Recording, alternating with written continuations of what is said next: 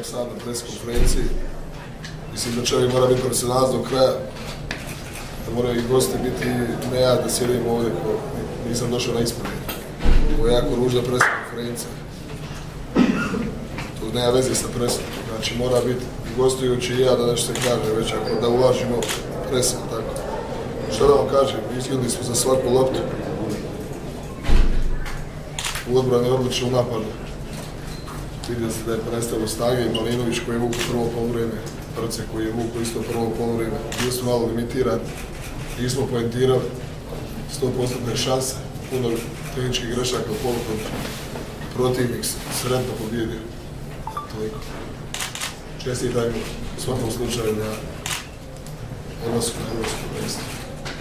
Bilo je to da ako krene od početka da može igrati, pripremao sam ga za drugo poluvreme, ako stane 5 sekundi, 13,5 cm ima rez, ne može. Nisam ga htio potrošiti bez veze. Doktor je rekao, ako sjedne, onda ne može ulaziti više. Mislili smo da je mali igrao Perić odlično i da je Karabokija to solidno vodio, tako da nismo rizikovali da se pozivi slijedni. A dobro, teško je to sad reći, mislim, realno nismo. Uzeli smo ovu svoju šansu pravu. Nismo je iskoristili ni u Bjelorusiji kad smo imali 5, pa su nam se vratili u egal. Slična utakmica gdje smo mi obe utakmice bili bolji, nažalost ne ide uvijek bolji. Ali dobro. Teško je sad sve analizirati ovako mislim, ne odnosim. A dobro, vidite, ima možda i nedostatka kvaliteta kod nas. Ne poentiramo te stvari što velike reprezentacije poentiraju i dokraće protivnika do kraja. Sa 3-4 smo možda 5-6.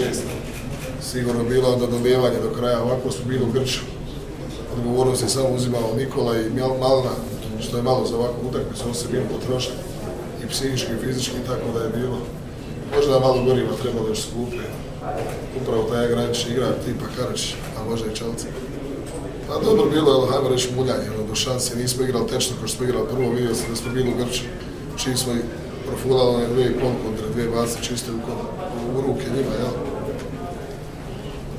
Tako da sigurno možemo da žalimo, da velo da žalimo. Kako njima, tako nama, imamo još uvijek balkanskog mentaliteta, nama Čelca zbog ugovora ne dođe, Tore nam napusti.